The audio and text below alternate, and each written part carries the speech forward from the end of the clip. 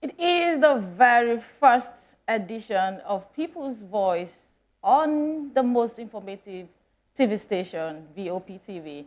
And trust me when I say that this show promises to be engaging, informative, and the most objective show ever. My name is Adefunke Jaisimi, and this show aims to provide a platform for ordinary Nigerian citizens on pressing social, environmental, business, governance, and everything that affects you and I. First, let me talk to you about some of the conversations we'll be having tonight, and this is following reports of the death toll that has hit some community in Ebonyi State, where it's been reported that 15 people have died as herdsmen attack community in Ebonyi State, while many are still missing. And secondly, we have the story where it's been reported that NLC suspends planned protest against telecom tariff hike after meeting with the federal government. Very interesting topics. You would agree with me because it seems like you can easily preempt the NLC, and one might even begin to question the genuinity behind some of the conversations that makes it to the news whenever NLC is speaking. But tonight, I'm not doing this alone. I'm joined in the studio by our guest, Otumba Kenny Odubemi, who is a social commentator. And good evening. Good evening. It's always my pleasure when you invite me for your program because it's always enriching, educative, and also very exciting. All right, thank you very much. Before we get right into these topics for discussion tonight, do well to subscribe to our YouTube channel at Voice of the People TV, and across other social media platforms, we are VOP Live. It's been in the news. There's been several reports of a recent attack on the people of Amagu, Amauke, and Umunesha villages in Nkalaha community in Ishielu local government area of Ebonyi State in Nigeria by the suspected Fulani herdsmen.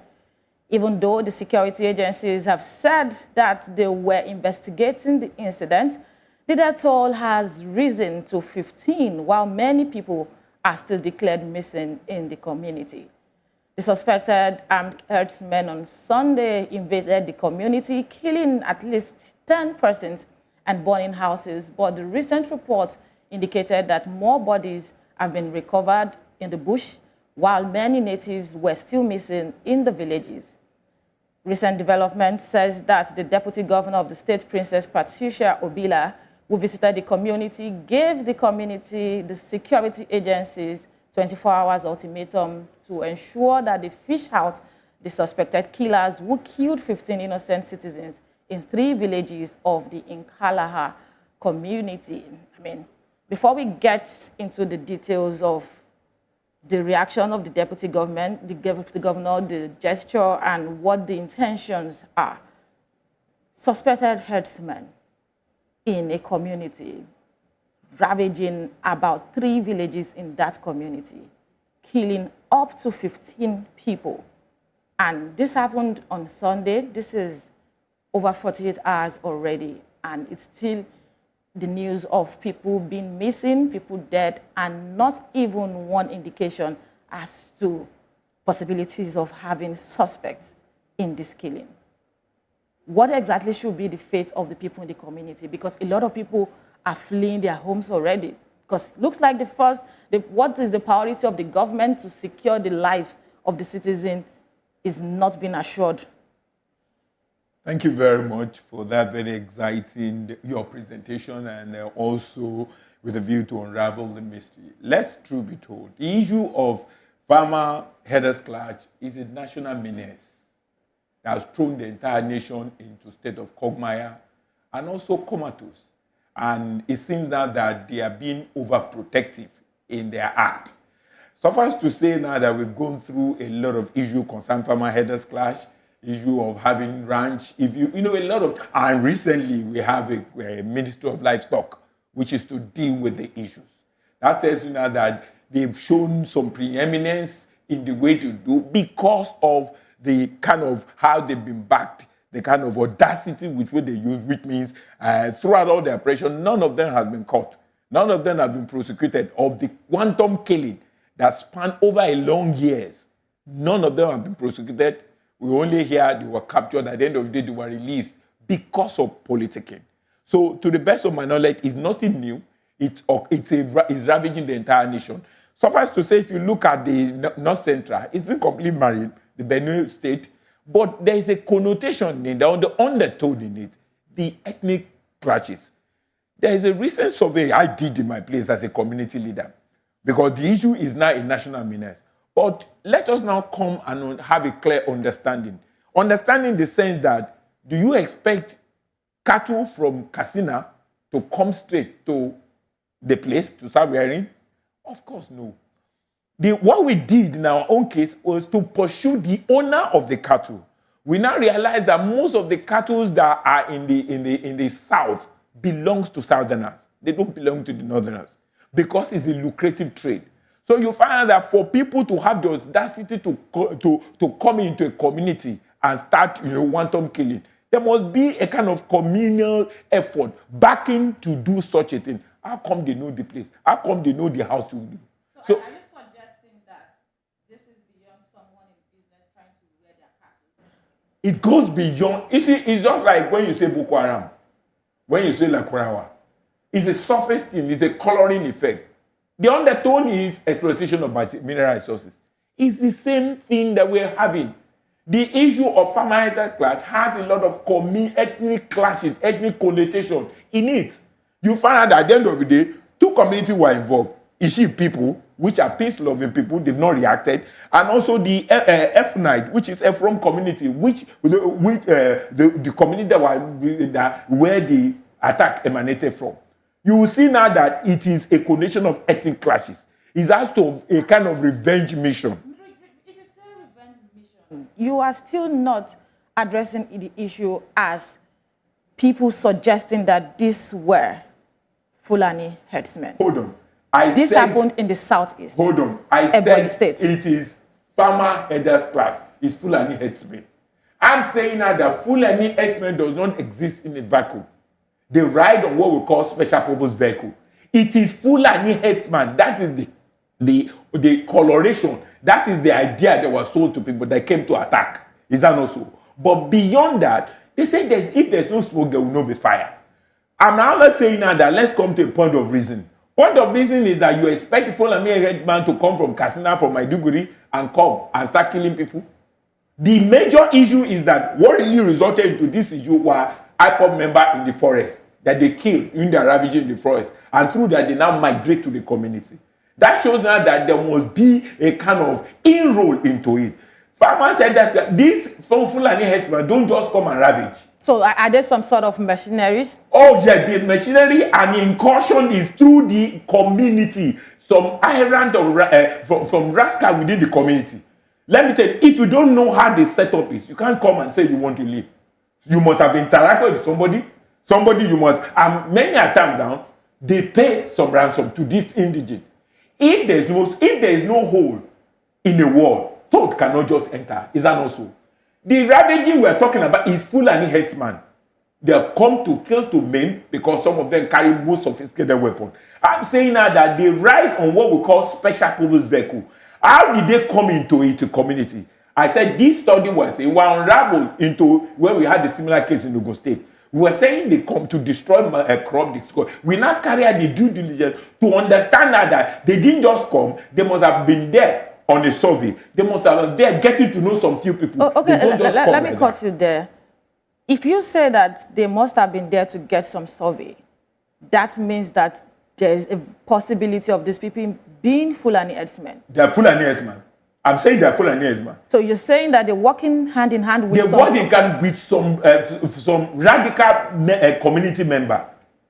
So what will have been the interest? What will have been the purpose for indigenous? It's purely commercial. Most of the cattle we are talking about belong to the indigenous of the southeast people.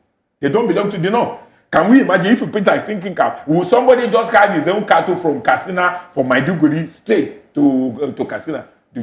Traversing a lorry. Most of these cattle belong to those. We actually trace our own. Similar case occurred in Abeokuta. in Professor that caused a kind of labalu within Professor Shoyinka. They actually traced to understand that the owner of the cattle that were roaming about belonged to the south, to the people in the indigenous. So what we're saying, it is a farmer headers class. Fulani herdsmen, but Fulani herdsmen do not exist in vacuum.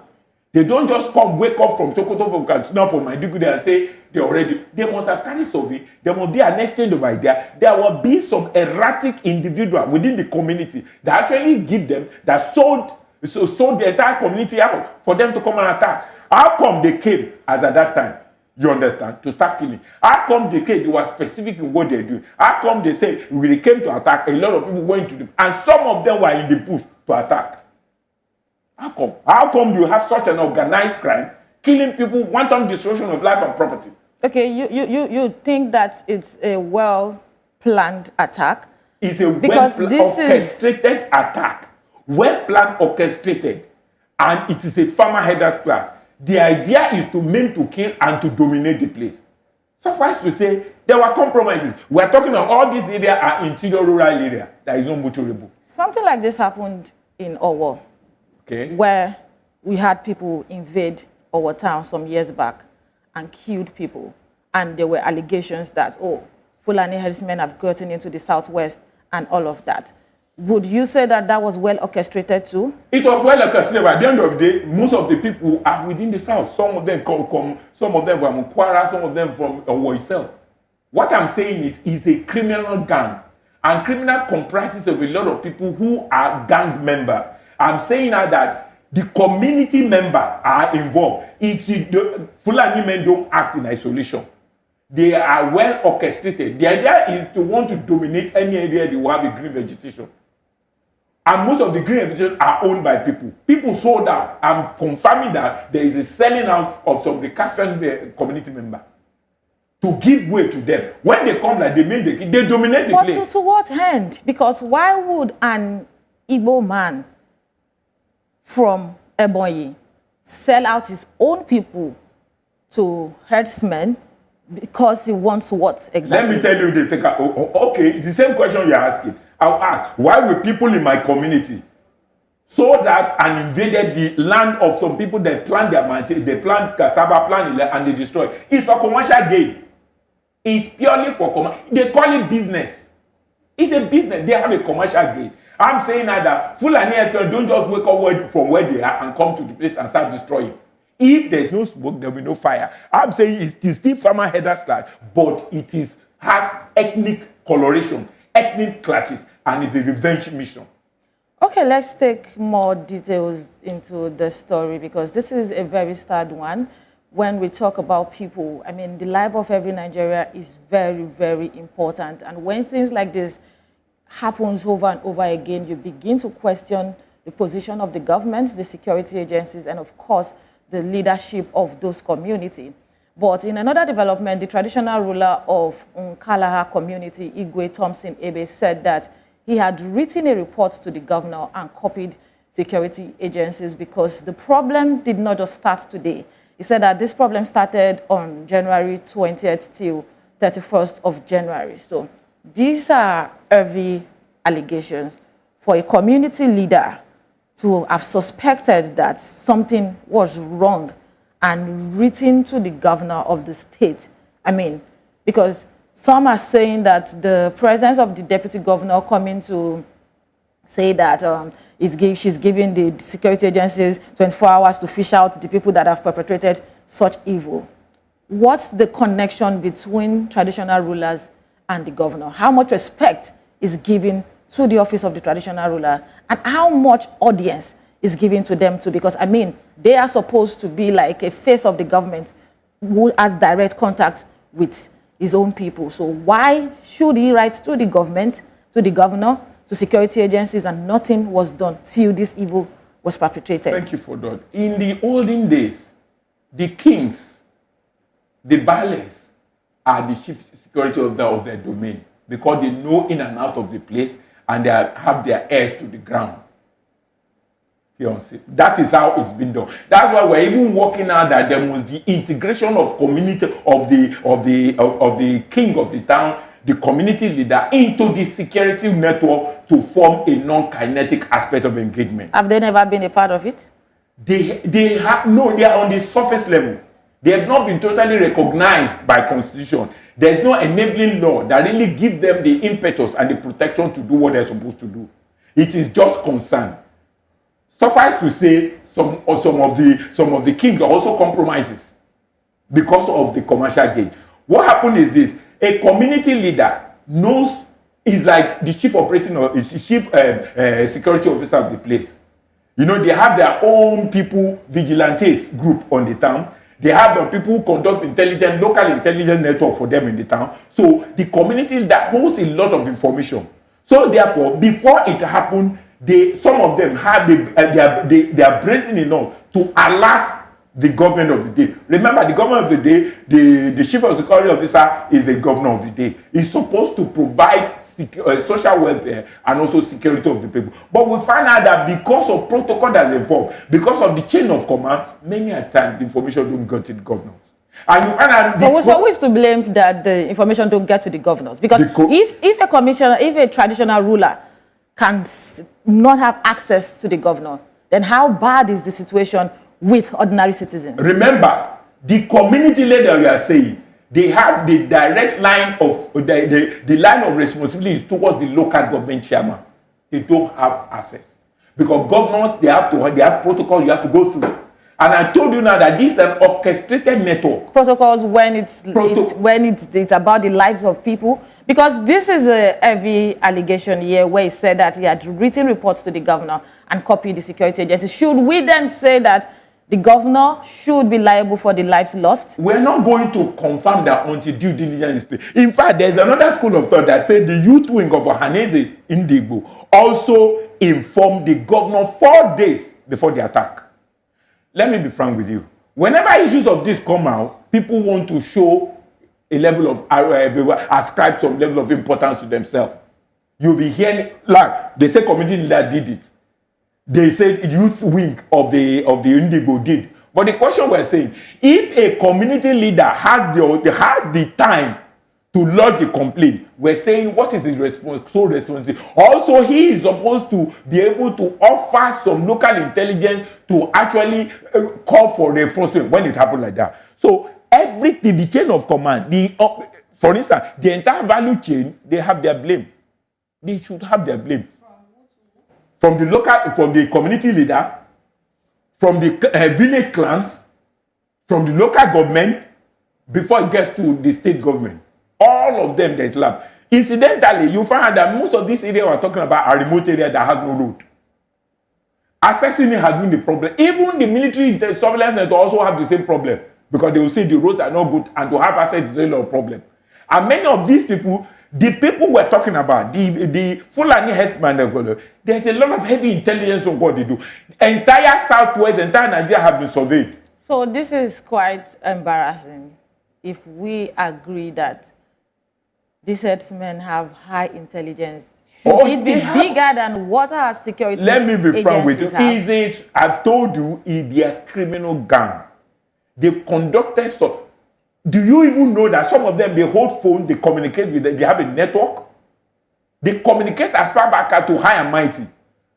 Suffice to say, during the time of Goodluck Jonathan, he apparently came publicly that there are some people who are herdsmen, Fulani herdsmen in this cabinet. What happened as at that time?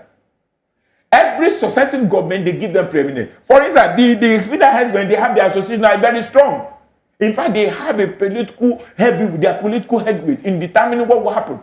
They are, they are revered. I am saying now that for the time they've been killing, maiming, had there been any prosecution? Had any of them gone to incarceration? Has any of them been jailed? In fact, the army defense came that many a time when they get some of those, when they get some of those people, profile them. By the time they receive one, because the army itself cannot just come and prosecute. They are meant to interface. I'm saying the highest people that are to defend the territorial integrity of the nation. They also do not have the power to prosecute. What they can do is to profile and refer to the case for proper adjudication in customary court. But because I told you, it's a racketeering of criminal gang. And the high and mighty are also involved, who is not interested in making money. This is transactional. This is a money-making machine. So which means almost the high and mighty are involved. Otherwise, how has the trade been sustained up till now that there's no single prosecution? Okay, with your submission now, would you agree that the government has consistently failed the Nigerian people? There's no gainsaying. The failure is imminent. Most of the security we are talking about, they are at the surface level. The interior is not well protected. The territorial integrity is heavily compromised. That's why we have the armed forces overrun now. The question now is this. What is the do? Security interface ought to occur about 4 levels. That's why the quest for us to have a regional police, a state police, a community police become evident by the compromises we are talking about. In any town, the village surveillance people that go, the vigilantes that are there. In fact, in most of our towns too, we also organize the hunters to come and start trying to defend. It's happening in our own area, which is Ijebu. So what we're saying is this: the chain of command is broken. There's complicity in the gang. It's a criminal gang. You'll be surprised that how come the community leader in the place is saying he wrote. If he has time to write to the governor to intimate the governor, does it mean that after hearing the information, he folded his arms? Whereas the local vigilantes are there, there's a police station there, the army formation there. That tells you there's a compromise. When issue comes that people begin to raise issue in order to claim some level of importance, to be able to claim some level of importance, to be able to say, I contributed, I tried my best. But the best is not enough because people's lives were involved. This is a governor who was Speaker of the House of Assembly since 2015 up until he became governor in 2023. One would have thought that he should understand the system better, being a lawmaker himself. So it's not about not having access to the House, not having access to the Assembly. You just said that a lot of people will come out to make, stories around the issue that has happened just to say that they've made their voice heard. But that is not enough to exonerate the governor. Let's be frank. I told you the complicity is throughout the value chain. Everybody is complicit until they proved otherwise. Even at that, the governor is the #1 citizen of said that state. Everybody in the value chain. If you say value chain, it means the chief security officer, there's a complicity in the unit. The commissioner in charge of security, there's a complicity. Even the entire security interfaces. Because here we say crocodile fight, Kenikon fight, there's complicity. For instance, if you don't lower the edge, can serpent bite? No. Until we begin to probe, we begin to see who actually lowered the edge. So how does this probe happen when the whole system feels like it's been infiltrated? Let me be frank with you. How do we move on from here? Most of the probe, they are surface probe. You will agree with me, even some of the politicians you are saying, they are only politicians in the glass house. How many of them visit the interior? Is it not stomach infection? Some of them use the step of stomach infection to be there. I know some of them don't even go to their community. Talk less of the village. At least, as a community leader, I'm very close to how police. When they come, they only go to the town hall. How many of them visit the village? Okay, we need to wrap up on this story and move to the next. So, what's your thoughts on the deputy governor's visit and, of course, our statement that she's giving the security agencies 24 hours to fish out the suspects? It's almost 24 hours already. It's purely political. After all, they now place ransom to find the killer. Is it medicine after death? Which means the lowering of the edge is throughout the entire value chain. So who protects an average Nigerian? How does there a Nigerian... Let me be frank with you. Our life is in the hand of God. Let's be frank. How come the non-state actor carries sophisticated gun and yet people are not licensed to carry gun? Even the security interfaces they are talking about, which is police, they have obsolete equipment. How do you explain that? So what we're saying is this: until people come together in unity to discover the hole within the community. I told you the same thing. We had to carry out investigation in my own community to understand how did they find their way in. Where is the weak link? We now discover some people compromise. And despite being compromised, we still have to conduct investigation further to see the extent, because you can't just, until you have a proof of evidence, you can't arrest. Of course. Thank you very much for that submission. Very sad incident here. And I mean, we can just only hope that the perpetrators of this evil are being caught. And we can only just pray for the souls of the departed to find eternal rest. We'll go on a quick break now, and when we return, we will get right into the second topic of discussion as NLC suspends planned protest against telecom tariff hike after meeting with the federal government. We will be right back. Stay with us. Thank you.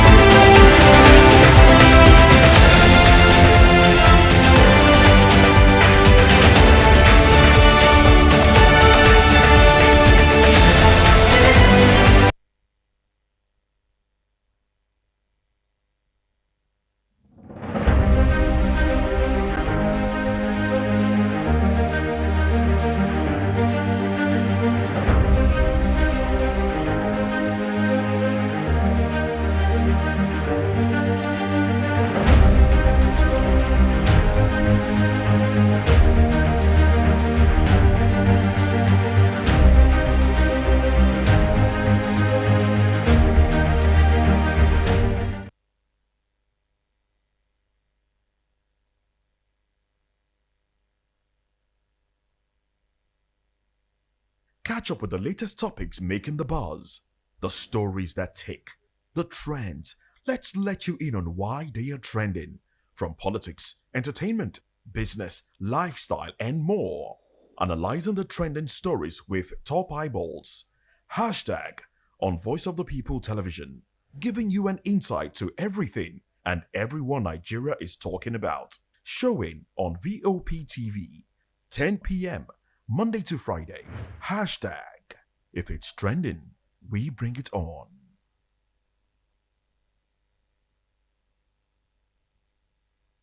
From the views on the street, we go to bed empty hunger, to the blaring horns of a hustling city, the loudest voices of the common man got a medium to be heard. This particular administration, they were coming unprepared. It's not a bad thing to renovate the president's lodge. Through top-notch programming, unbiased reportage of news, sports, business, entertainment, and cultural documentaries, Voice of the People 90.3 FM became a symbol for 21st century media. And now, a new baby is born. Voice of the People Television, VOP TV, youthful, full of vigor and penchant for excellence in the continent's media space, exposing the wrongs, applauding the rights, dissecting the news without fear or favor, through factual and accurate stories and contents. Corruption kills three things that makes a society. Representing the interests of the people and giving them a voice. Voice of the People TV is here to stay towards building a fair society. VOP TV, Voice of the People Television, truly a voice for the people. Are you ready to connect with distinguished Nigerians around the world? The Diaspora Perspective is here to share the views of Nigerians in the diaspora on burning issues. From the street of New York, the royal cities of London, and the bustling cities of Europe, Voice of the People Television brings to you a round table and collage of interesting views from Nigerians in diaspora. Join the host of the show and some Nigerians in diaspora, Dr. Damages, the flagship, Show, and KJ, as they discuss the experiences, challenges, and triumphs of Nigerians living abroad. Discussing and analyzing everything from politics, culture, policies, career success, and how Nigerians are staying connected to their roots. Showing every Saturday by 2 p.m. West African Time and 9 a.m. Eastern Standard Time. The Diaspora Perspective, giving a voice to Nigerians abroad.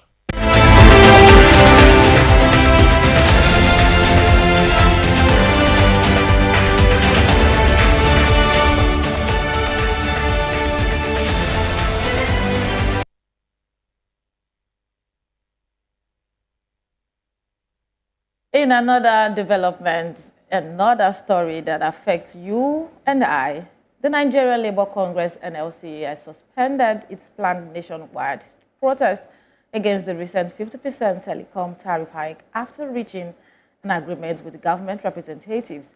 The decision followed a meeting with officials of the Office of the Secretary to the Government of the Federation (SGF) in Abuja. The Nigerian Communications Commission (NCC) defended the increase, citing inflation, forex instability, rising energy costs, but the NLC called the strike burdensome and demanded a reduction to 5%, whooping 5%. Funny for some people, but I mean, it feels like NLC is really serious about this one. Telecom operators insisted that this adjustment was necessary to sustain service quality. And of course, following Monday's meeting, both sides agreed to set up a joint committee to review the tariff structure within 2 weeks. The NLC also warned that further actions, including protests and service boycotts, would depend on the committee's findings. Meanwhile, civil society groups that had planned separate demonstrations have also put their protests on hold. And you might wonder why this seems funny to me. Well, it seems so for a lot of Nigerians who are affected by this, because there's been a lot of arguments around this issue. While some believe that there is no sector, there are no businesses that have not had to increase their prices in the last 10 to 11 years. Some also believe that, these telco companies have been making a lot of profit over the years, and this is the time to stand with Nigerians going through the tough time under this administration. But for the NLC to say that we are going to go on this strike, we are going to boycott services after the committee's findings. Otumba Odugbemi, sorry. Does it seem like a norm to you? Was it expected? Interestingly, it's a familiar ground. I have worked with MTN for more than 13 years before retiring. Let's be frank, NLC, sometimes they indulge in nullity. Is it their purview? And if there are issues that has to do with the labor force, labor issue, this same NLC, they can say they want to fight against the hike. Take, for instance, when there were issues of contract staff that have stayed for 10, 15 years in the same telecom company, why can't the NLC carry out their fought for them? As far as I'm concerned, NLC have indulged in strike because they believe it's a normal thing, but it doesn't fall within their jurisdiction. Let me be frank with you. They might be speaking for the people. It's supposed to be... They can only speak when it comes to labor issue. They are talking about welfare. Even up till today. About Nigerian labor, the labor. Hold on now. Okay. Even the labor you are talking about, the minimum wage, some states are not paid such. Exactly. A lot of these those are not the issues they show. This is about a private network, indigenous people who are investors. You can't come in and say they must go to 5%. The question we're saying is this: labor do not have the purview. They don't have the temerity to determine the percentage you should go. Rather than I expect them to come in and open that, okay, before you go, they should go into analysis of the book so that it is not the agency for the NCC that is supporting the corporate fraud. You understand what I'm saying? Yeah. If what I expect them to do is to say it is true, you intend. NCC negotiated with them. Okay, so if you're talking about this corporate fraud, a possibility of corporate fraud, do you think that there are possibilities of this agency? Yes, there can be regulator and the service provider, regulator aiding the corporate fraud. That is aiding. What do they stand to gain? Oh, yeah. You know, when it is purely transactional, I don't trust any Nigerian in any position. Let me be real. We are strongly a capitalist nation. That should be told. But let us now come to discuss the real matter. I agree with the fact that, yes, if NLC stood in the point, they are talking of minimum wage. Minimum wage is 70,000 now. If they come in to analyze in terms of how much per call they make, and they find out that it's going to hit the bottom line, you understand. Remember, we are talking about it is not government they are fighting. How can you? I'm a service provider. I incur some expenses, and I'm saying for me to break even, they have to be. There might be negotiation, but the negotiation is subject to looking into the books. Take for instance, over 10 years, you know what has changed? Forest has changed. The forest they used to be around 450 has gone to 1,500. Naira devaluation now has hit between 40 to 70%. Forest issue, because some of the equipment they buy, which is what we call auxiliary equipment, they are all imported. For more than 10 years, they kept their faith. They did not increase the price. In fact, in terms of rebates, they did not increase the price. So if they say they want to improve, in order, for instance, this same telecoms company, most of the banks owe them huge sum of money. Are you aware? USDT. They offer platform. Without their platform, without their data services, can anything work? But if they are being owed by banks like you just alleged now, should Nigerians be responsible or should we be made to pay for this? We are not saying, I'm only saying now that they are almost in finance. MTN lost the shareholders fund. What we're saying is, it is services they are providing. What Nigerians should say is that if you want to increase, then you must have a change in the class of service. I expect Nigeria, if I say for me to meet qualitative service to you, it happened. There are variations that are involved in any contractual agreement. It is acceptable within the contract purchasing agreement. What we're saying is, for you to come and say you want to increase, there must be some criteria you look into. How is it going to affect the quality of service? You know, just like you have power. You know, the band A, band B, band C. Right. The difference between those categories is availability. Is that not so? Band A are supposed to pay more. In fact, we're saying now that 25% of the high net worth even enjoy the benefit. Because some of them at that level don't even pay anything. Okay, let me say something that, Joe Ajero, after that meeting, he spoke with some journalists and he pointed out the fact that there was a meeting because initially it was established that there was supposed to be a 100% increment. And after bargain and conversations with some government agencies, they were able to bring it down to 50%.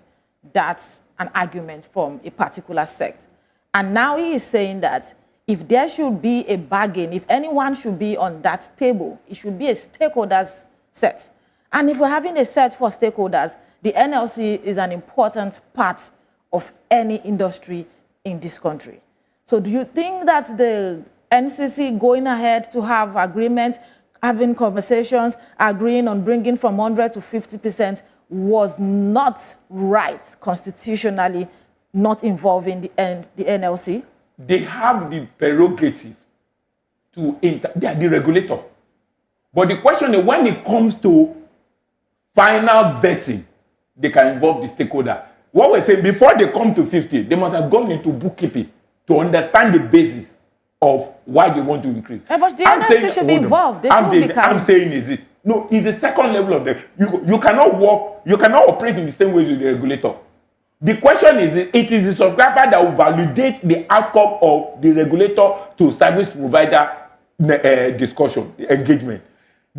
For instance, Ministry of Digital Innovation, also they were involved in consumer discussion. The NCC was involved. Ministry of Digital and Innovation were also involved in their own stakeholder because they are regulating the industry. But when it comes to now implementing it, then stakeholders engagement, they need the buy-in of the stakeholder. I'm saying now that yes, labor is an important element, but the labor is fighting a lost battle in the sense that it's not the labor matter. Is it in their constitution to fight with private organizations? The only thing they're supposed to do is to talk about when issue has to do with labor. But when it comes to issue of consumer, is the Federal Consumer Protection Agency that should be involved. And what if they are not doing their job? Can the issue is this. Then there's a need to call for all engaging stakeholders, not labor taking it as their prerogative to insist that it must 5%. It is not right. Okay, but on this suspension, did you see it coming?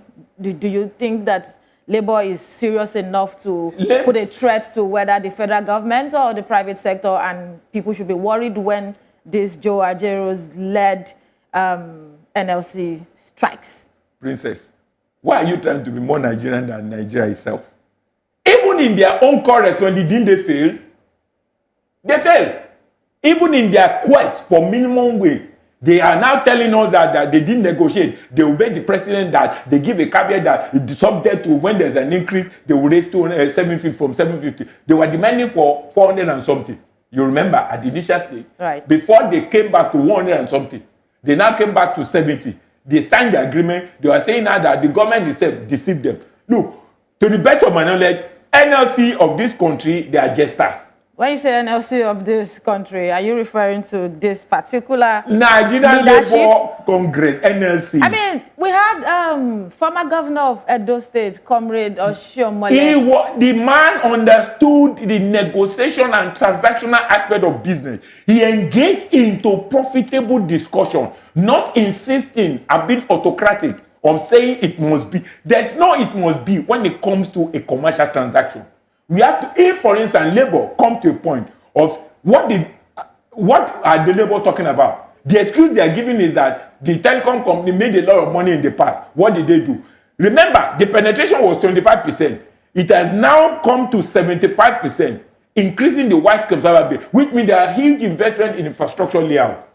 Even if you look at the current dispensation, that we say, I've given reasons, the naira devaluation, the forex value, and quite a lot of the devaluation, forex value, and also the pressure of demand for forex, also give them the impetus to say they want to adjust. But coming to say it is 50, I believe it should face-to-face approach, not coming to for a high stake in view of the pressure on the teeming population. All right, thank you very much, Otunba Kenny Odubemi. Very insightful submission, I must agree. I appreciate your time on the show tonight. Well, it's for Nigerians, for the people, the everyday people, you and I, we at Voice of the People Television are always here to discuss issues that affect you and I, and on what is happening in Ebonyi State. We do hope that security agencies swing into action and get the culprits in this case.